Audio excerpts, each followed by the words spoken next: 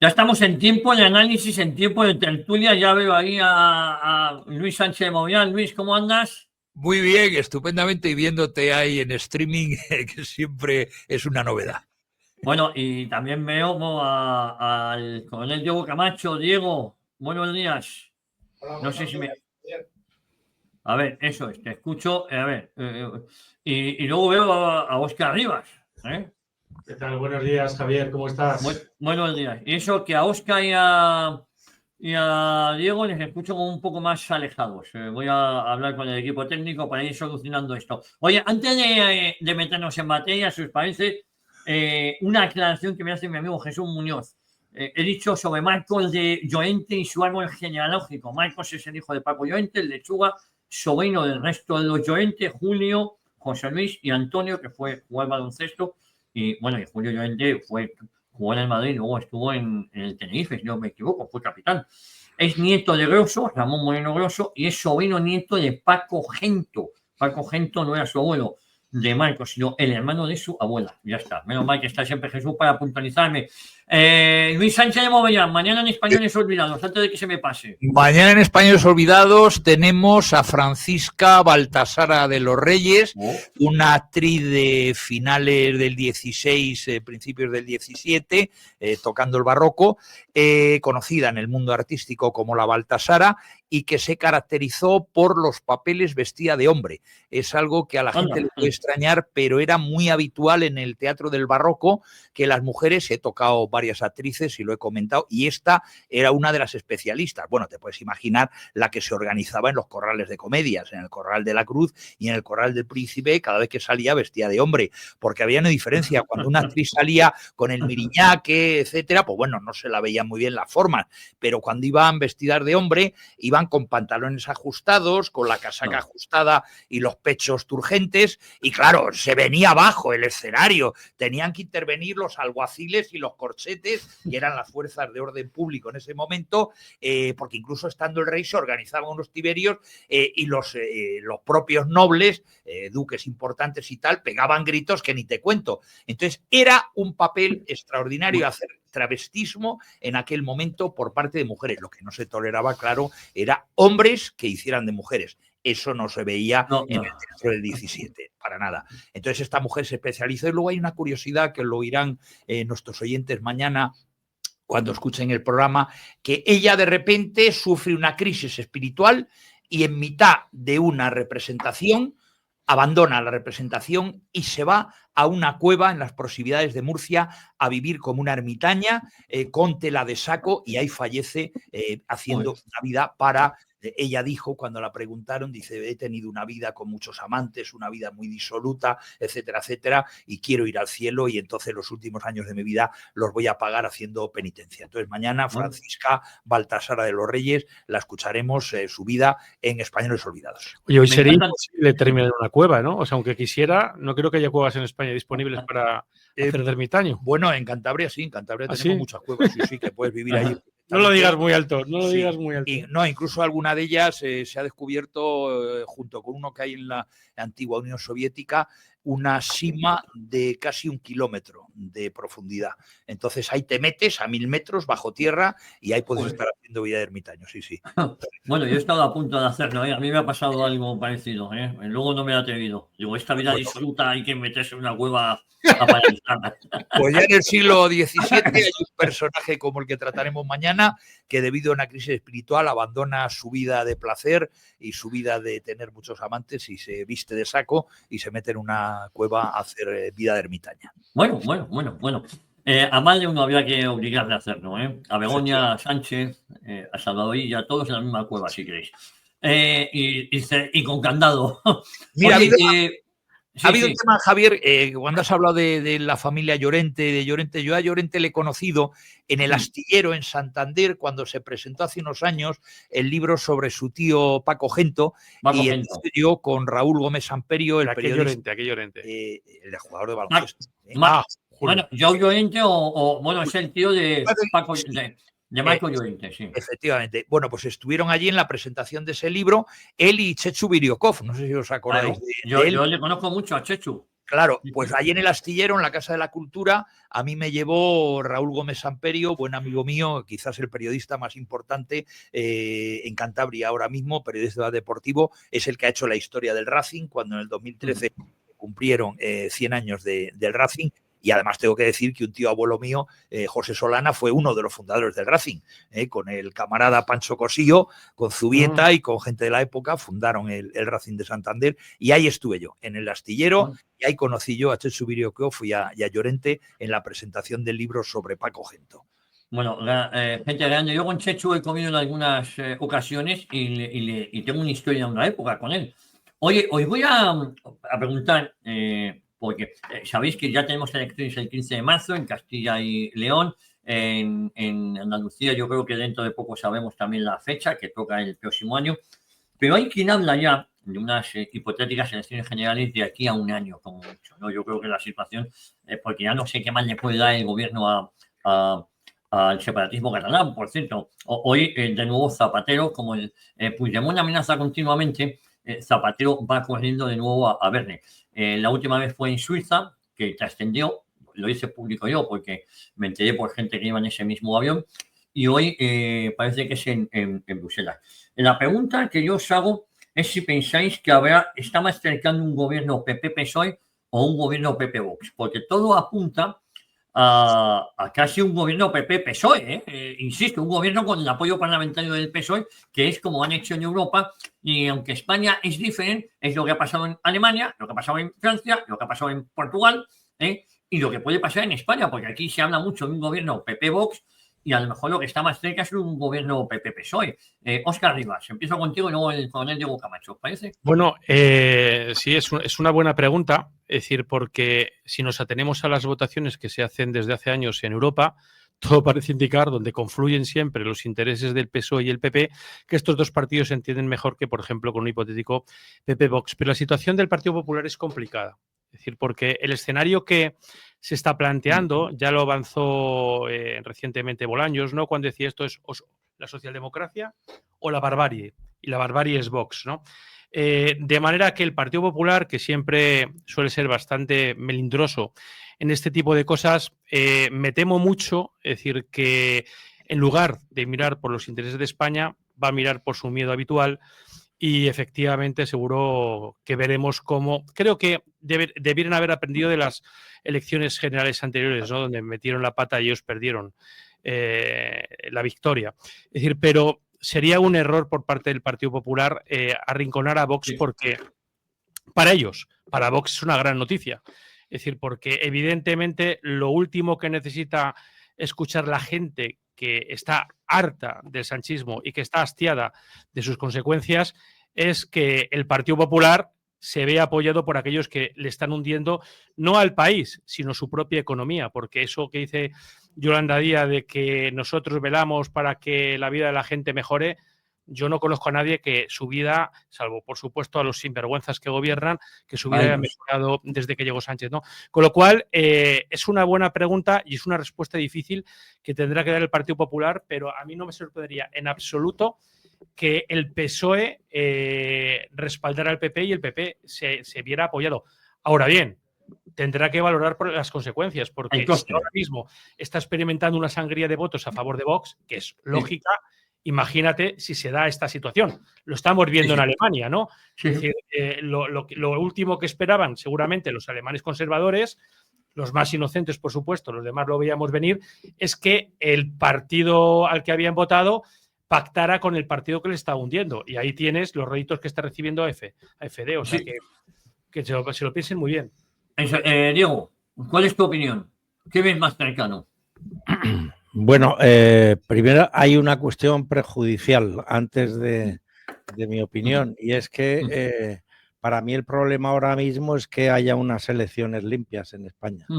Entonces, bueno, realmente con la experiencia que tenemos de anteriores elecciones, pues, y por la forma en que se maneja el gobierno de España en la actualidad, ya lo ha dicho primero el presidente y después su ministro Óscar Puente, voy a levantar un muro, y el otro que no van a entregar ni las armas ni el poder. Entonces, dentro de una dialéctica comunista, lo primero que hay que plantearse es qué viabilidad tienen en España unas elecciones limpias. Claro, porque si no son limpias, bueno, pues es sencillamente un circo.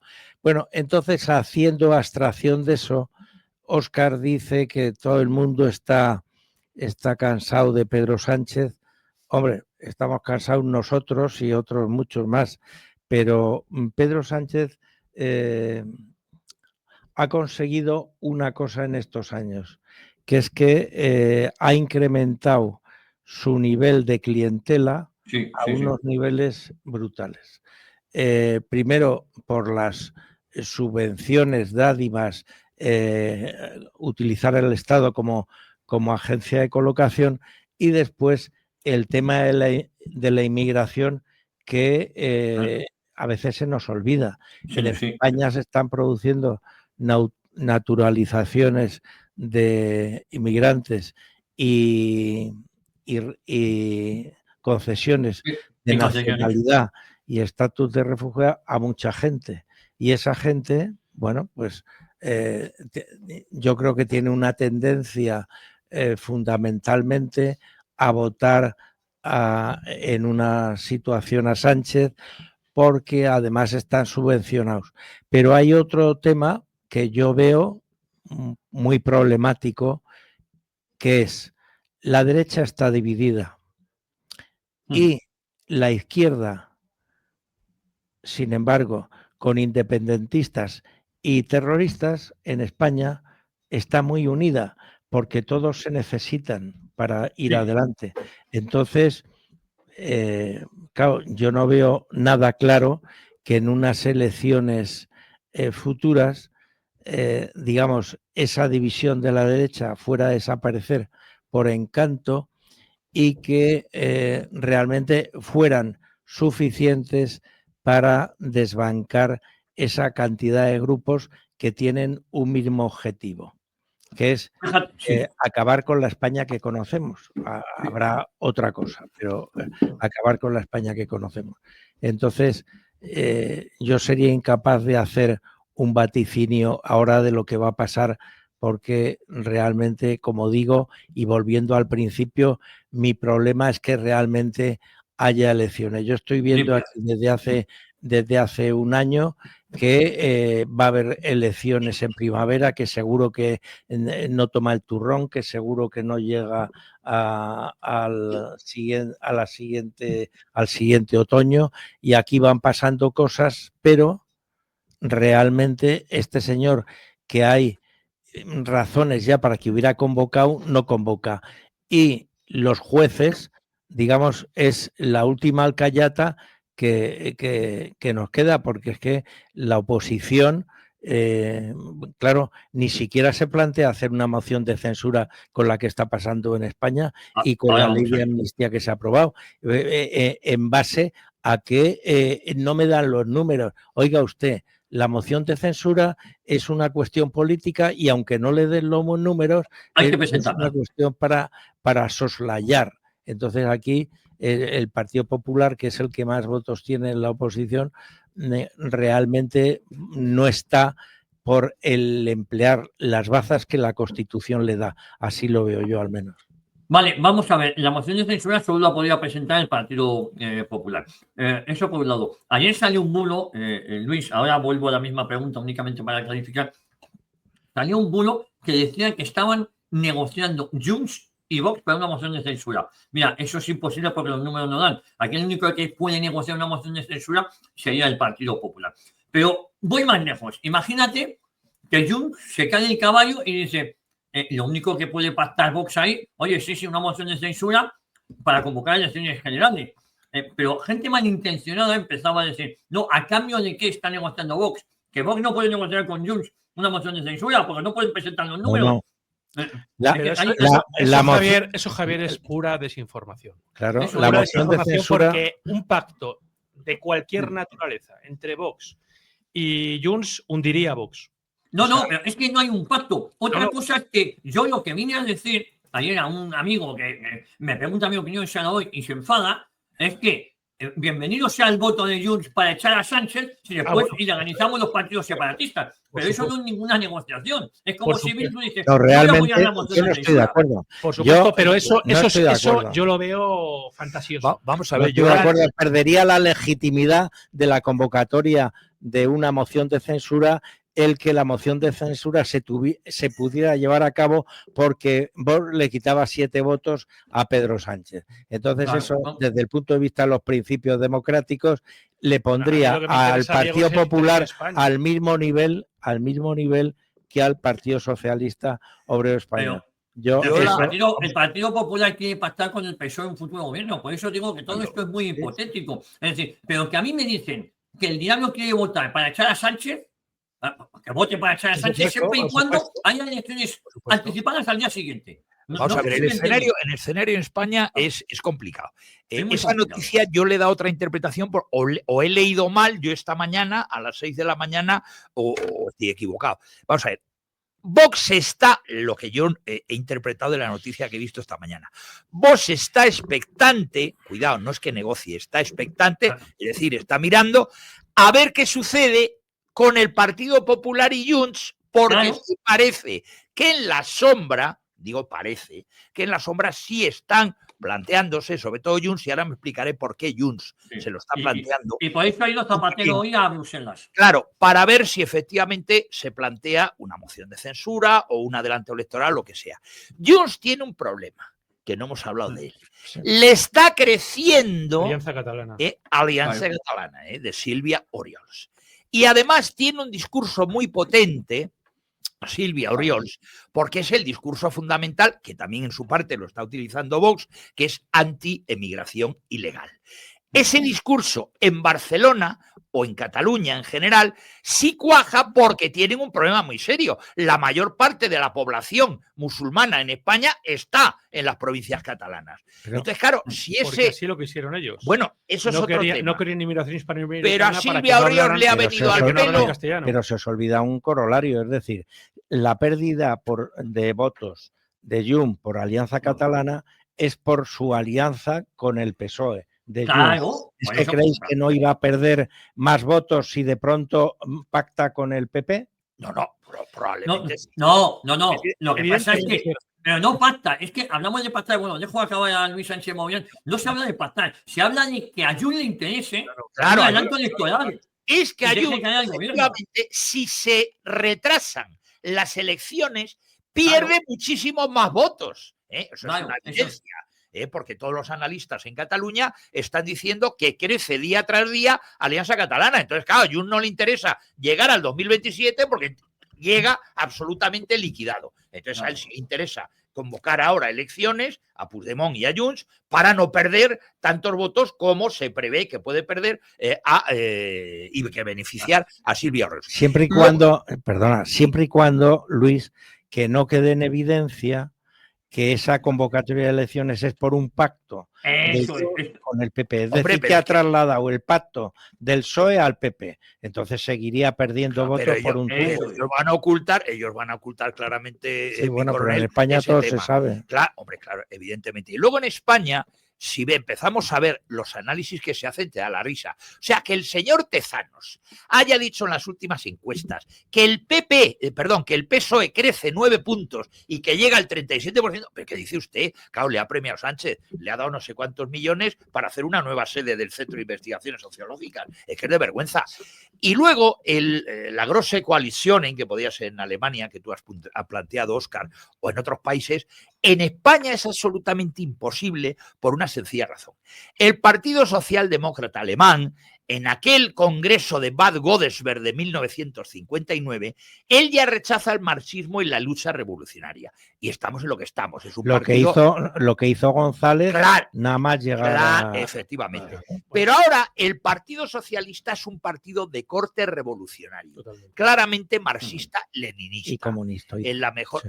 Claro, al decir marxista-leninista ya he dicho lo que tenía que decir. Tú has puntualizado, por si la gente no lo había entendido, mi coronel, comunista. Él se ha convertido en el adalid de la lucha revolucionaria a nivel mundial. ¡Claro! Entonces, claro, ¿cómo va a pactar? Pues por supuesto, para nada.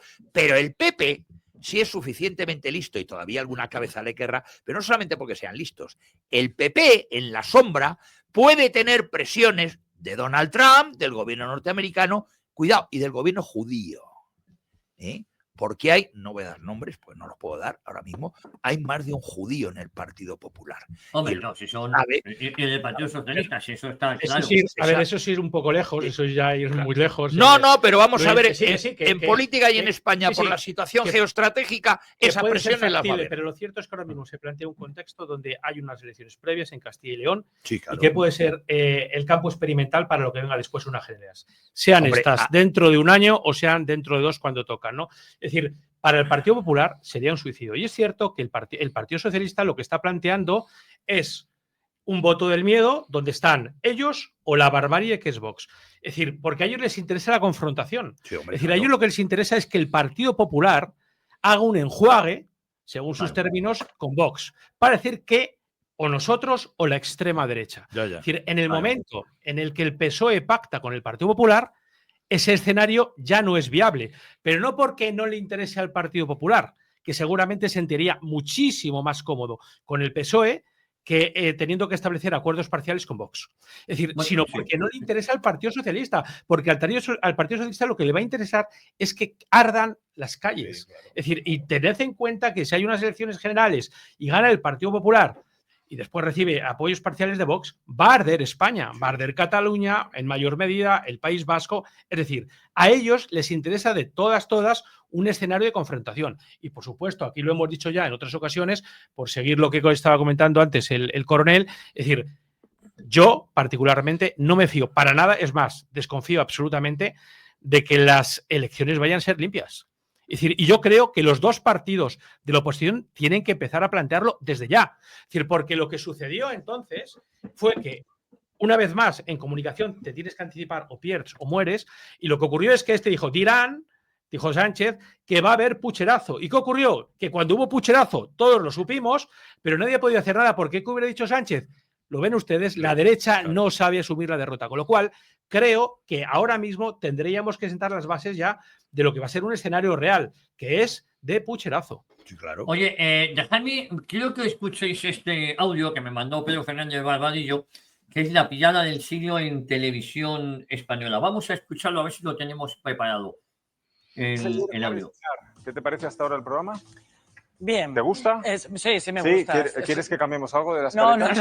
todo perfecto. O sea, todo perfecto. Podríamos cambiar la mentalidad de Aguirre, pero creo que eso no depende de ti. Sobre todo que se abriera.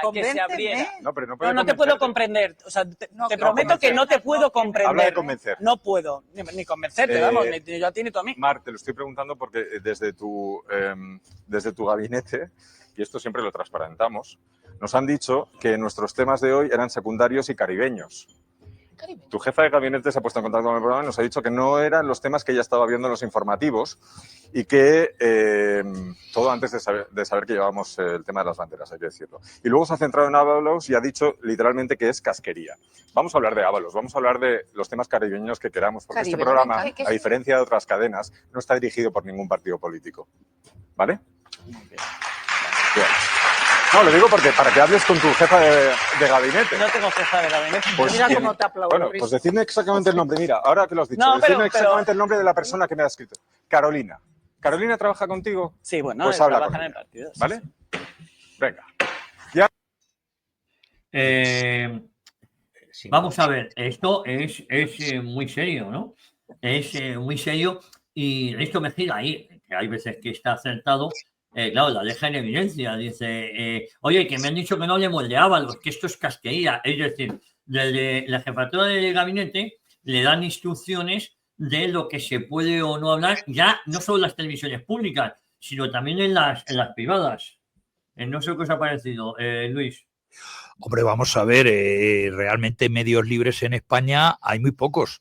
Yo ayer veía en televisión por la noche una película, estaba Robert Redford y Cate Blanchett, La verdad, que fue un caso periodístico porque se hablaba cuando las elecciones de George Bush hijo si había ido a la guerra del Vietnam o se había negado a ir a la guerra del Vietnam.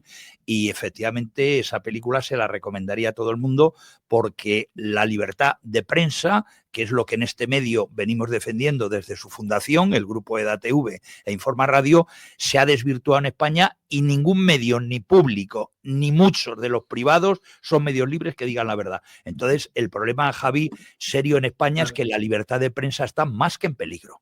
Oye, perdona, que no lo he dicho, esta es la portavoz del PSOE en Madrid. La jefa del gabinete, según Ernesto Mejiro, de la portavoz del PSOE en Madrid, llama al programa de televisión a decir que cambien de tema y que no hablen de Ábalos, que eso es casquería.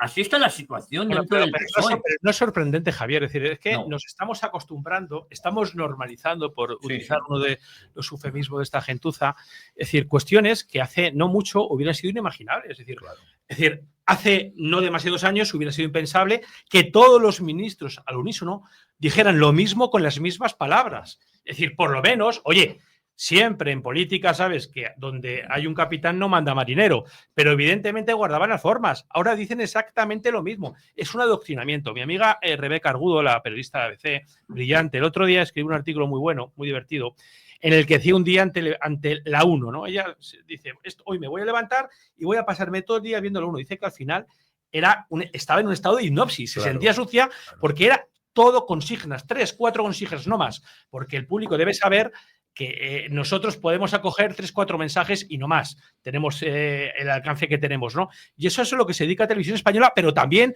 todos los grandes grupos de comunicación. Si esos grandes grupos de comunicación no apoyaran el sanchismo ya no existiría. Bueno, no lo blanquearan, porque el problema de los medios de comunicación, porque uno puede tener una línea editorial, pero son corruptos desde el momento que saben de la corrupción, porque esto es innegable, y la tapan y la blanquean, diciendo que son bulos. Es decir, van confundiendo. Los buleros son estos medios de comunicación considerados grandes medios, ¿no? Y Diego, efectivamente así es. Una jefa de gabinete dice que no tiene jefa de gabinete. Llamando, entonces Ernesto Mejiro tendría que pedir disculpas, diciendo que le llaman al programa a decirle los temas que debe tratar, ¿eh?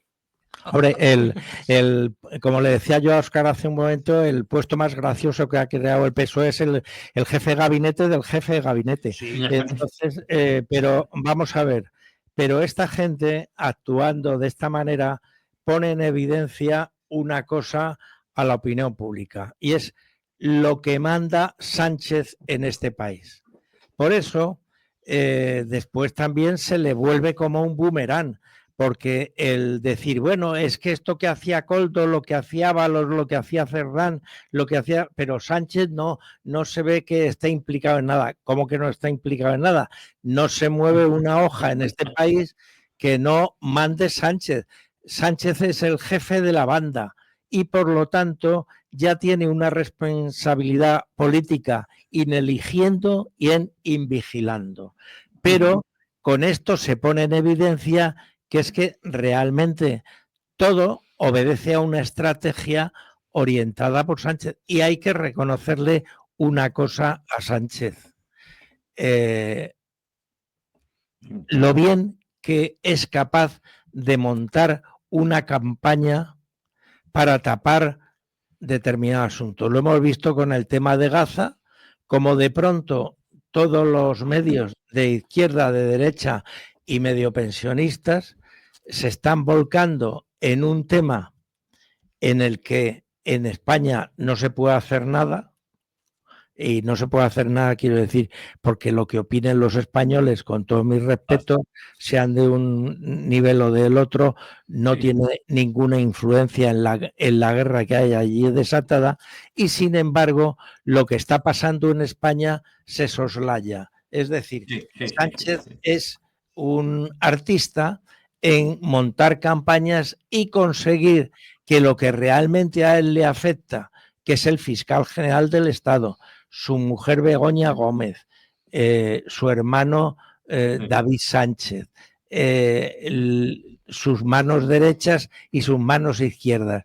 En eso hay a lo mejor 2 días o 3 días que no se habla nada, porque se está hablando de Gaza. Pero por volver al tema, si me lo permitís, del programa de Risto, es decir, pone en evidencia también algo de lo que ya hemos hablado aquí en innumerables ocasiones, y es el mal endémico de este régimen, es decir, que es eminentemente partitocrático, donde los políticos no representan a los ciudadanos, sino a los jefes de partido. Y esto pasaría también con el Partido Popular, porque el sistema está concebido así. Es decir, si yo soy diputado, no mando nada porque sigo las directrices, las consignas de mi jefe. Es decir, si hubiera un sistema de listas abiertas, no bloqueadas, es decir, evidentemente no tendríamos a políticos que son monigotes. Absolutamente. Es decir, y además, en el caso del Partido Socialista se agrava, porque claro, el presidencialismo es absoluto y ya saben todos que si se mueven de la foto, desde luego ya no salen.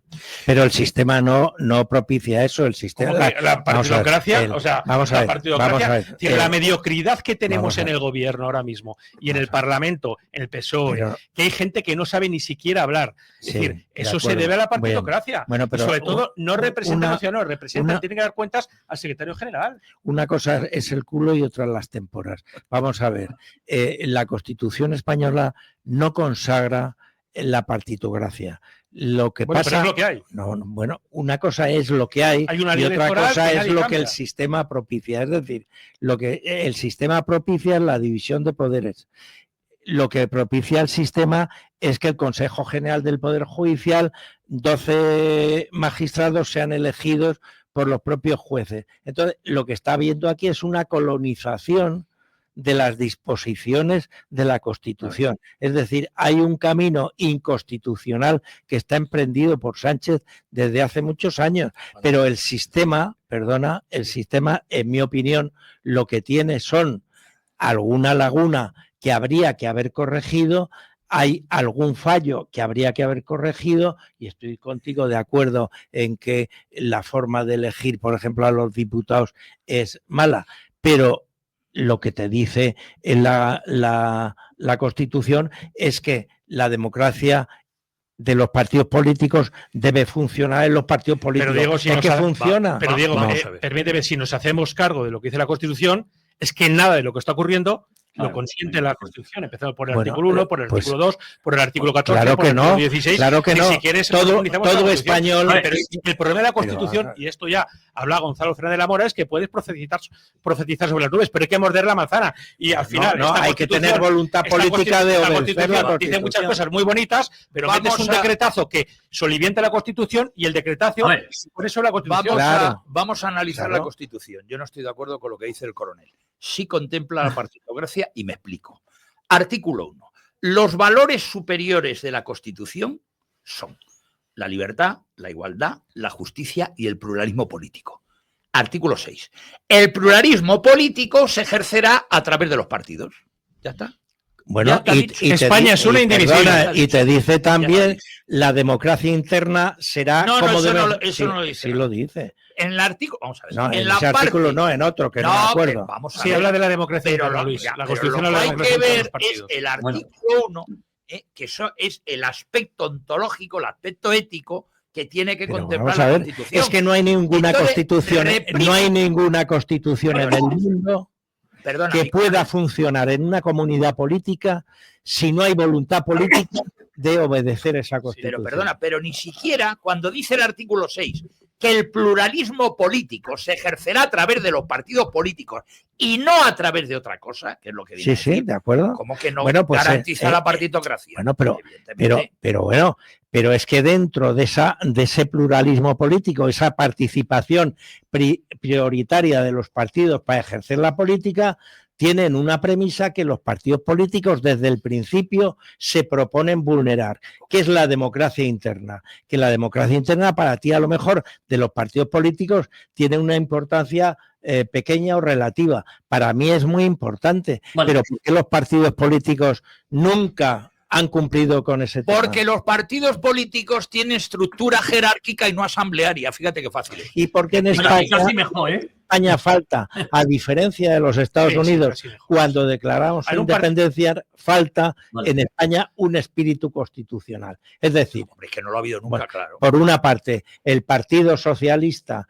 desde luego no tiene ningún espíritu de una constitución liberal y la gente que procedía del antiguo régimen tampoco. Estaba en la democracia orgánica, pero hubo una que es otra voluntad cosa. por parte de los legisladores, y sobre esto se ha escrito bastante, de fortalecer los partidos que entendían haber estado desaparecidos durante 40 años. Les dieron un poder omnímodo y ellos cogieron aún más poder. Pero, hombre, yo creo que tú, con todo el cariño, Diego, has sido muy generoso al decir que, bueno, hay pequeños matices. No, en mi opinión, de aquellos polvos vienen estos lodos. De aquellos, todos estos polvos, Claro, o sea, claro. vienen de aquellos, o sea, es así. Es decir, cuando se utiliza el término nación, El naciones, y tal, incumplimiento de la ley, el incumplimiento de la ley es como una roca bajando por una ladera nevada. Si tú vas dejando que esa roca vaya bajando, cada vez la bola es más grande. Claro. Entonces, en España no ha habido, y bueno, yo sinceramente es lo que creo, y por eso lo digo, en España no ha habido una voluntad política generalizada de considerar que la Carta Magna era, digamos, el acuerdo superior de convivencia de este país, y entonces ahora estamos en un periodo que lo que resulta muy sencillo intelectualmente hablando es echarle la culpa a un texto legal. No hay un texto legal que se pueda... Si tú me hablas de articular. voluntad política, no puedes soslayar la ley orgánica del Poder Judicial. Es decir, que lleva ya muchísimos años Desde el imperando 85. en este Claro, país, y que en este país, y que desde luego rompe por completo el principio de separación de poderes. Claro, que es una vulneración de la Constitución. Ha habido una voluntad política ayudada por una legislación que crearon los políticos. Pero, o sea, no puedes separar ayudada por una legislación que es nula de pleno derecho. En España el sistema jurídico es piramidal y lo que está en la cúspide de las leyes es la Constitución. Y aquí se han aprobado leyes orgánicas que van en contra del espíritu y de la letra de la Constitución. Pues eso teniendo la razón, es lo que he hecho yo. Eso desde el gobierno de Felipe Hay un González. principio, lex superior deroga lex Del inferior. gobierno de Felipe González eso no con está el ocurriendo. acuerdo del Alianza Popular. Pero ¿dónde están los constitucionalistas? Porque lo cierto es que este señor ha aprobado más de 250 decretazos que vulneran por completo no solo el espíritu, que por supuesto, sino también la letra de la Constitución, y nadie parece ser capaz de retornar y revertir ese proceso anticonstitucional. Pero no solamente los decretazos, ha cerrado el Parlamento, que es mucho más grave. No, bueno, dejadme... se han presentado, se aprobó todavía. Es que ni se discuten ya las leyes, ¿para qué? Bueno, soy yo de gobernar por decreto legislativo. Yo gobierno sin el Parlamento, claro, lo ha dicho. Y lo está haciendo, y lo que tú dices, señor Oscar, está es verdad. metido en un golpe de Estado. Enfrente no tienen a nadie. Bueno, dejadme, hombre, lo que pasa es que es un rodillo. Y ya hemos visto lo que está dispuesto a hacer este gobierno. Ha mandado hoy a Zapatero, que ojo Zapatero y la justicia norteamericana, que puede estar en un serio problema José Luis Rodríguez Zapatero. Sí, y ojalá, pero estar esperando en que actúe la justicia norteamericana, y aquí estamos con el alma en vilo a ver si actúa la justicia. Hacen algo por nosotros. Aquí, en todo este tema de corrupción, hasta la fecha, hay un tío metido en la cárcel. Claro, sí, nada más. Oye, por cierto, que ha pedido salir, la Fiscalía le ha dicho, pero la Fiscalía Anticorrupción, que os recuerdo que la Fiscalía Anticorrupción es la que quería desacreditar la mano derecha de Santos Esteban, que está en el talego, que es Ley 10. ¿Os acordáis, no? Es decir, la fontanera de Ferraz, que en esa conversación que la pillan, lo que busca son cosas para desacreditar al juez, al fiscal anticorrupción, Francisco Luzón. Oye, bueno, ya lo dijo que quería al teniente coronel Balas muerto. Muerto, sí, así de claro. Y ayer en el Parlamento también le dijo la vicepresidenta primera del gobierno que usted, refiriéndose a Feijóo, usted el miedo que tiene es no terminar vivo esta legislatura. Bueno, sí. Y cuando viene un socialista, os recuerdo que algo parecido le dijeron a Calvo Sotelo y fue asesinado, por cierto, el Sapo Simancas, diciendo que qué manera de utilizar un fascista que por su culpa empezó la guerra civil. Prácticamente, encima de que lo asesinan, luego vino a decir algo así en un infame tuit de este Sapo Simancas. Javier es un analfabeto que no sabe que lo es, y no hay nada peor que eso. Es decir, bueno, Simancas... era un analfabeto que se cree que sabe algo. Con Big Dueta más... sí, por supuesto. Decir que el señor Calvo Sotelo era un fascista es desconocer los orígenes del fascismo. Pero es que les da igual, les da absolutamente igual. De lo que va esto es de poner etiquetas. Fascista, machista, homófobo. Por eso lo decía don Alvarone. lo importante es el relato, hay que ganar el relato. No, pero es que, escúchame decir, pero es que cuando se ponen etiquetas lo que se quiere es evadir el debate. Claro. Porque yo estoy de acuerdo contigo. Es decir, a ver, hay que decir que el gobierno lleva meses sin relato. Meses. Es decir, estaban absolutamente perdidos. Lo que ocurre es que el Partido Popular no puede dedicarse a contestar a todo el relato que está generando. ¿Por qué? Porque lo que hace es reforzar el relato del PSOE. Pero bueno, Javier. Oye, por favor, escuchad esto cuando se hablaba sobre una pinza, porque encima el PP está acusando a Vox de que hace pinza con el PSOE, cuando aquí lo más trágico, entre comillas, es que hablabais de la injerencia norteamericana, que si Donald Trump iba a llamar al PP, que no. Yo creo que Donald Trump es un outsider al que hay que vencer según la mentalidad de estos y las órdenes se hacen en Bruselas. Las órdenes ahora mismo y las órdenes que tienen de Bruselas y que le están dando a Feijóo es que llegue a un pacto con el PSOE después de unas elecciones y que Sánchez esté fuera de juego. Esa va a ser la jugada. Vamos a escuchar esto. Porque es muy gracioso escuchar, yo lo oigo todos los días en Castilla y León, que se nos acusa de estar pactando y estar haciendo la pinza con el PSOE, al Partido Popular, y nos lo dice alguien que es capaz de estar gobernando en Bruselas en una coalición armada y bien armada y en la que se deciden las políticas que más daño están haciendo a sectores muy importantes de este país y tienen la desvergüenza de decirnos que estamos haciendo la pinza con el Partido Socialista cuando ellos son una coalición perfectamente organizada. Ni más ni menos. Claro, en Bruselas, del 80 al 85% de las cosas que allí salen, el PSOE vota con el PP. Eso es un dato que está ahí puesto. Entonces, es evidente que cuando dice el PP que le está haciendo Vox la pinza con el PSOE, es precisamente el atacar al PSOE para dulcificarse con el PSOE, el PP me refiero. Entonces, bueno, pues evidentemente eso no se ajusta a la realidad, pero eso indica lo que decía antes en otra intervención, que realmente la derecha está dividida y la culpa de que esté dividida siempre la tiene el que tiene más fuerza en general, en términos políticos, porque el que tiene más fuerza parlamentaria es el que puede, digamos, implementar unos pactos políticos que el que está en minoría pues no lo puede hacer. Lo hemos visto perfectamente cuando pactó el PSOE con Podemos, bueno, sí. Pues después asoció la ideología del minoritario. Claro, Diego, pero es que aquí estás partiendo una base de izquierda y derecha. Yo creo que eso ya está de modé. No, estoy de acuerdo contigo, está totalmente de moda. Estamos en un proceso de frentismo popular. Entonces, eso es.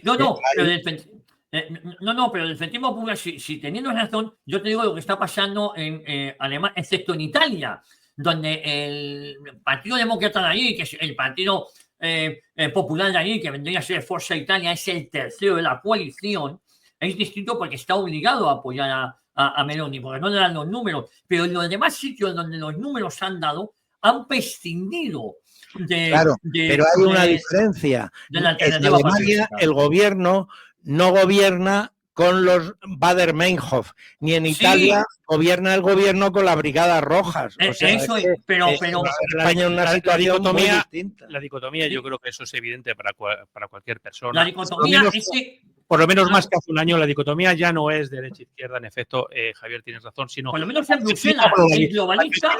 Es decir, si tú representas los intereses de las grandes élites mundiales o si, por el contrario, representa los intereses de tu patria.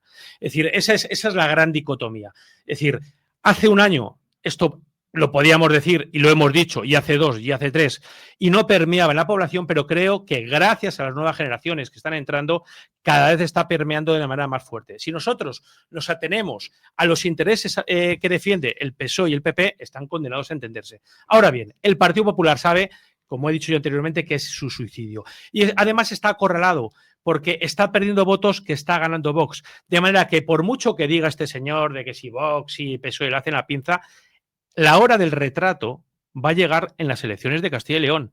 Y ahí va a demostrar el Partido Popular por dónde va. Si realmente está con el sanchismo o si realmente está con los intereses de la patria, que son los que representa Vox. Y ya está. Es decir, y Vox, evidentemente, yo creo que tiene muy claro que no va a llegar a ningún acuerdo de gobierno, más que acuerdos parciales, porque es la manera de que los ciudadanos recuperen la voz que han perdido desde hace décadas, si es que alguna vez la tuvieron. Muy bien, pero No. es que se presenta la esperanza de Vox en que está ganando muchos votos, y es verdad, pero ahora mismo me parece que Vox tiene 37 escaños, ¿no? 33. Bueno, ahora mismo... 33. Bueno, pero duplican las Pero encuestas. sí, Bueno, a 66 se han ido ya. que se ponga en 70 votos, una victoria electoral. ¿Eso en la España actual sirve políticamente de algo? No, pero si es que la pregunta no es los votos que va a Pero el tema es ir sacar avanzando, Vox. mi coronel. No, ¿Qué no, hizo no. Alternative für Deutschland, AfD? Ir avanzando hasta el día de hoy. Evidentemente, Claro. las primeras elecciones en las que compareció AfD no sacó el número de diputados. que tiene ahora. Esencial el que Vox y el PP sean capaces de llegar a un acuerdo estratégico Pero- para el bien de España. Eso Vale, sí, pero no. la pregunta que os hago que no me contestáis, que es que dos no se casan si uno no quiere. El tema es, olvidémonos de Vox. ¿A quién prefiere socio? Porque decimos, no están unidas las derechas, no están unidas, entre otras cosas, porque, insisto, los intereses y el programa electoral del propio Partido Popular a nivel global, pues mucho que en España tengamos el problema de ese Frente Popular, es todo lo contrario. Las órdenes que van a recibir el Partido Socialista, como lo ha recibido en Bruselas, es que apoya a Feijóo y que no permitan una hipotética entrada del gobierno de Vox. Por eso digo que ¿qué va a hacer el Partido Popular? No, ¿qué va a hacer Vox? ¿A quién Javier, prefiere? Javier, yo sí te he respondido. Es decir, Sí, sí, tú sí. Popular mirara, es decir, por lo que tú dices, siendo su consigna y tal, prefería el PSOE. Lo que pasa es que si Sí. siguen las consignas de Europa, el PP se va a quedar en algo testimonial. Es decir, para mí Sí. eso es evidente. Es evidente. En el PP, excepto algunas excepciones dignas Ayuso. de mención, apoyan todavía, que yo sepa, el globalismo en esa Sí, sí. dicotomía que habéis hecho. ¿Y dónde están las Anteriores. excepciones? No, yo no conozco ninguna excepción, Diego, No, de alguien del Partido sí, Popular yo que no creo apoya el que- Y globalismo. luego el Yo creo Partido que sí hay Popular, vamos a excepciones. ver, ha perdido la cabeza. Que el señor Albiol haya hecho las declaraciones que ha hecho, apoyando claramente las tesis de Esquerra Republicana y de Junts acerca del catalán, me parece una vergüenza. Y eso le va a suponer al Partido Popular en Cataluña una pérdida masiva de votos patrióticos que tenía regalados y que a raíz de las declaraciones del señor Albiol, el alcalde de Badalona, ya no los va a tener. Es que el viento la según va el viento. Ya, claro, pero Esto coño, ya lo conocemos. pero tienes que tener mucho Cuando le cuidado. interesó postularse en contra de la inmigración, Sí, y todos lo aplaudimos, claro. lo hizo porque así se lo habían recomendado, y cuando le interesó lo contrario, también lo hizo. Y ahora bueno, mismo, es que os recuerdo una cosa, Óscar, yo creo que vosotros lo sabéis. Iván Redondo, el que fue gurú de la Moncloa, era el jefe eso es, claro, de ahí gabinete iba. de campaña, Ahí es donde iba, ahí es de, donde iba. de García Albiol. Claro. Iván Redondo es un mercenario de esto, cosa que me parece bien. Si tiene que ganar la vida, le llaman unos y otros, y lo último ha sido inventarse una líder como Lady Cohetes, que le ha salido mal el experimento, como momento en varias ocasiones se le cayó la probeta y metió algunos cristales. Redondo, mezclados que un con- día parecía ser el gurú a nivel mundial, si le quedaba pequeño a España, si era perdido su estrella. Bueno, Eso es- pero este es Iván Redondo, te quiero decir, el que apoyó a Sí, sí. García Albiol y ganó las elecciones, el que apoyó a Sánchez, que se lo inventó, le hizo un documental que parecía a Kennedy, ¿os acordáis? Ahí en el avión, las gafas de sol y tal, estética de los, al final de los 60, 70, y luego ya con Yolanda Díaz, pues claro, ya aquello donde no hay tampoco podía sacar mucho. Oye, vamos a escuchar ahora a Figarello lo que pasó ayer en el Congreso, porque Figarello le hace una pregunta muy pertinente, porque estamos hablando de que se ha confirmado, o parece ser que se ha confirmado, o ha sido publicado el debate a través de Alejandro Entembasagua, que David Sánchez, ni Elbas ni Badajoz, vivía en la Moncloa, vamos, como Polina, la novia del rey, que vivía en la Zarzuela, en un pabellón de caza en el Pardo, en los terrenos de la Zarzuela. Bueno, pues claro, pero todo eso protegido y amparado por el Ministerio de Hacienda. Cuando el Ministerio de Hacienda ha protegido a un contribuyente, le taparon, le han encubierto, y esto preguntaba Figaedo a Ayahuasca Montero, que ayer parecía que la medicina que le trae Zapatero le había hecho demasiado efecto. Parecía, no es una opinión, no es una información. Vamos a escucharlo. ¿Sabía usted, como ministra de Hacienda, que el hermano de Pedro Sánchez vivía en la Moncloa a pesar de cotizar y pagar sus impuestos en Portugal y cobrar un sueldo público de Badajoz?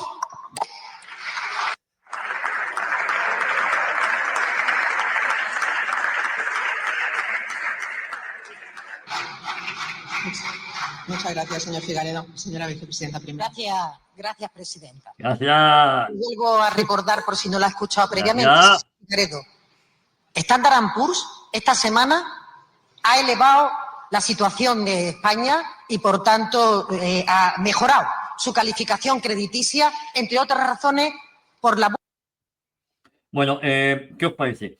Le Pues pregunto una cosa, de la presidenta del Congreso de los Diputados, que no obliga al gobierno a responder las preguntas que se le hacen. Vamos, es una plasmación de lo que estamos viviendo políticamente. La presidenta del Congreso es una censora, porque además lo que no se puede hacer es borrar del diario de sesiones como se está borrando lo que no interesa. Y en el escándalo este del hermano de Pedro Sánchez, si ese escándalo que efectivamente viviera oculto en un zulo en la Moncloa para no pagar impuestos porque hacía ver que vivía en Portugal, más aparatoso y más grave es la japonesa, que parece que es su mujer, que la sacan en una ambulancia medicalizada y camuflada, conducida por números de la Guardia Civil para llevarla a revisiones ginecológicas. Oiga, ¿no se puede usted coger una ambulancia normal? Pues no, una ambulancia especial de la Moncloa, conducida, que me parece muy grave, por miembros de la Guardia Civil y además escoltada por un coche de la Guardia Civil. La mujer del hermano de Sánchez. ¿Pero dónde se ha visto esto? Esto es de república no ya bananera, de república del sexto mundo. Parece la república de Vanuatu. Por si no sabe la gente Vanuatu dónde está, en mitad del Pacífico. Es una vergüenza. Bueno, y nosotros asentimos, porque no hacemos nada. Es decir, porque yo lo comentaba hace un par de semanas cuando venía de Bolivia. Es decir, en Bolivia Evo Morales lo echaron a patadas. Lo echaron a patadas porque estaban hartos de su tiranía. Aquí tenemos un tirano igual que el de Evo Morales, porque son de la misma escuela. Y aquí estamos, lo que decíais, pues aquí están siendo juzgados el marido, la mujer, el secretario de organización, el otro secretario de organización, y aquí siguen en la calle yendo al cine, a los preestrenos, vistiéndose de glamour. Es una auténtica vergüenza. Y ayer ha visitado... Y también, Diego, es lo que quiere decirte, decir, sí, está muy bien, la Constitución dispone grandes cosas, pero somos incapaces de acabar con una tiranía que contraviene precisamente lo dispuesto en la Constitución. Es decir, es que aquí ha habido un encubrimiento por parte del presidente del gobierno de su hermano. Un encubrimiento. En España y no pasa tenemos... nada, tendría que estar con las manos esposadas. Tenemos en España la escuela de Salamanca del padre Mariana y de Suárez, entonces pioneros en Europa de la lucha contra la tiranía en la Edad Media. Entonces, bueno, efectivamente, yo muchas veces he dicho, mientras Sánchez siga en el poder, España no tiene solución. Y a Sánchez, la propia Constitución tiene instrumentos para deponerlo. El primero lo hemos mencionado, que es la moción de censura. No hablo de la de confianza porque eso le corresponde a él.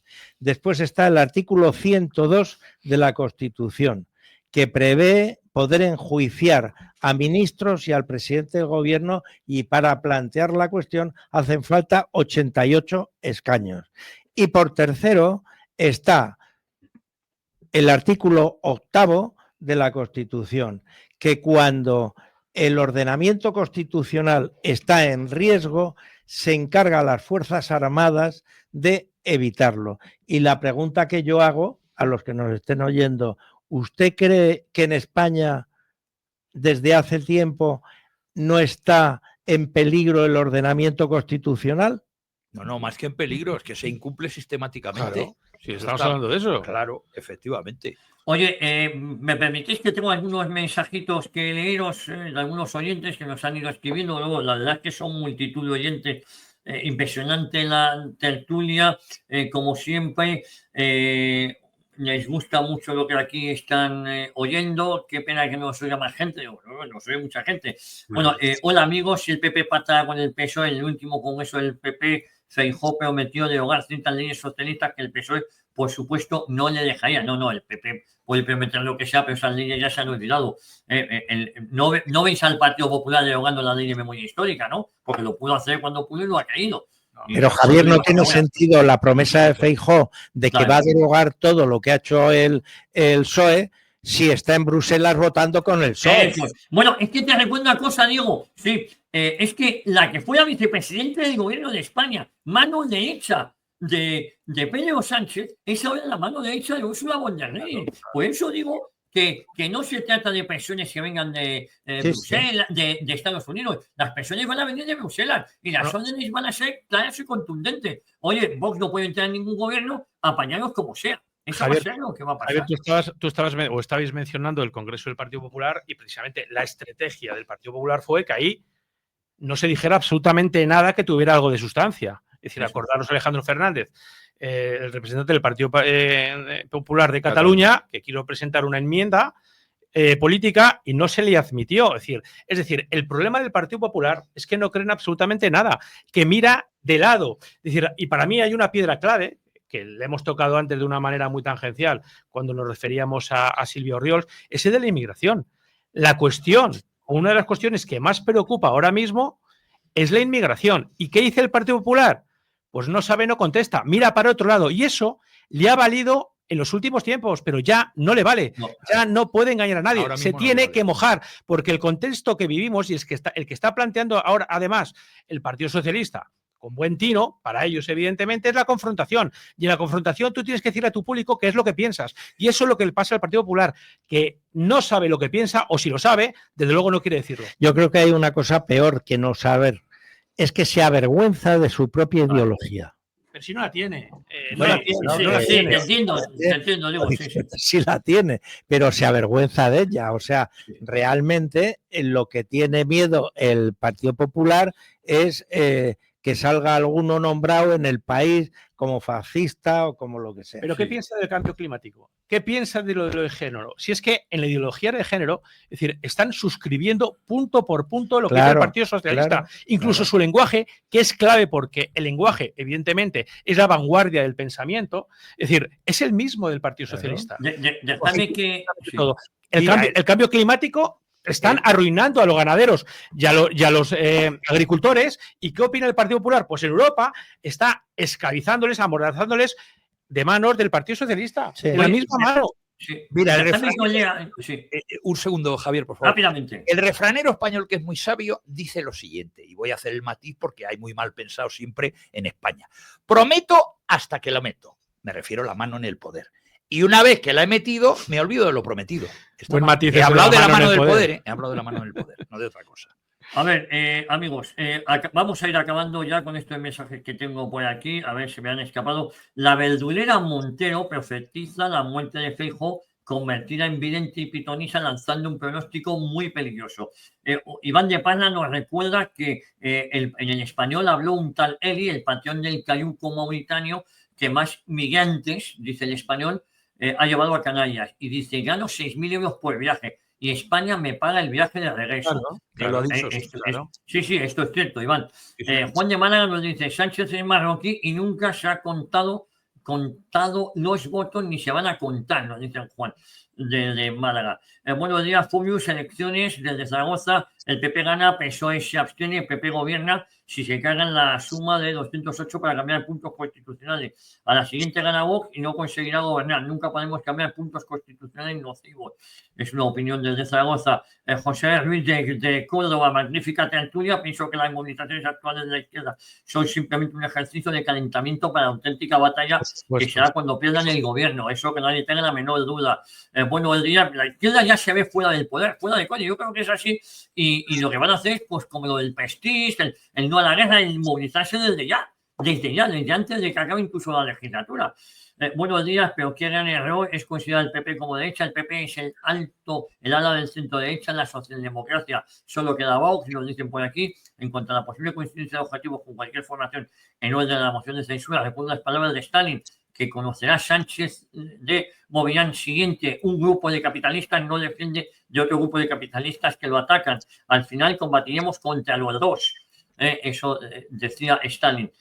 Buenos días, Miguel Jiménez Polonio. Estoy seguro que después de escuchar el discurso tan contundente del rey Felipe, Netanyahu dará la orden de retirada de Gaza al ejército israelí. Muy buenos días, ya lo dijo la derecha, no volverá a gobernar. Lo dije en un principio, no van a dejar el gobierno de ninguna de las maneras. Solo hay una forma para el pueblo esté anestesiado o le da igual todo hasta que le toque a ellos. A otros tanto les gusta que el gobierno divide y vencerá. El PP es izquierda, nos dicen por aquí. Solo me queda uno.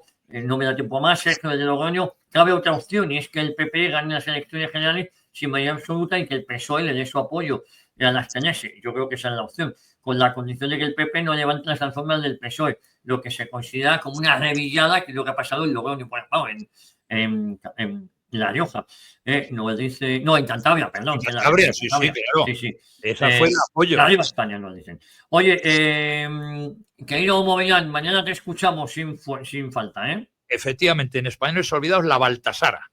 La Baltasara, que era una actriz, podríamos decir. Era una actriz, muy buena actriz, y que ejerció casi toda su profesión vestida de hombre, lo cual era muy curioso. Bueno, Alicia Blasque nos dice que buenísima la tertulia de hoy. Diego Camacho, te escuchamos también en tus programas, en el Rubicón y en Análisis Internacional. Si te parece. Hasta el lunes. Hasta el lunes, que son tus programas. Y tenemos a mi amigo Oscar Rivas también. Te damos un abrazo y a seguir con Razón Española. Pues un abrazo muy fuerte y puntualizar lo que decía uno de los oyentes, que tenemos que prepararnos para el contexto que viene. Es decir, hay sectores de la extrema izquierda que están interesadas en pasar a la oposición porque tienen que reorganizarse. Ahora mismo todo confluye en todo el Partido Socialista, que les ha comido absolutamente la merienda, pero a ellos les interesa reorganizarse y ya lo hemos visto. Es decir, el domingo pasado, con lo cual tenemos que prepararnos para un contexto de guerra si gana el Partido Popular. Esto es así. Es decir, de guerra, es decir, de quema de calles en el País Vasco, en Cataluña y en el resto de España. No, alteraciones muy serias del orden público, porque estamos en una guerra subversiva. Pero ahí estará la presencia de ánimo de los que ganen. Por supuesto que es necesaria, pero hay que resistir. Bueno, os mando un abrazo, Alicia Blas, que me dice esto. Trabajo, y luego no olvidemos que hoy va a estar, Fernando Paz, el desembarco de Alucemas. Esta tarde lo organiza Vox en el Teatro Buero Vallejo, en Alcorcón. Fernando Paz, a eso de las 7, me parece que es. No veo la hora aquí. Sí, a las 7. En el Teatro Buero Vallejo de Alcorcón, Fernando Paz hablando del desembarco de Alucemas. Luego se tiene que venir pitando para Canarias, que tenemos que estar juntos dando charla el viernes sábado. Ahí lo dejo. Me pide disculpas. Ojo, Fernando, con todo el cariño del mundo. O sea, sí. Tiene que cuidarse el otro día. Un abrazo muy fuerte, por cierto, para Fernando y que tengáis buen viaje, Javier, ahí en Canarias, que disfrutéis de ello. Y mucho éxito en las Islas Afortunadas. Un abrazo muy fuerte, amigos. Os veo la semana que viene.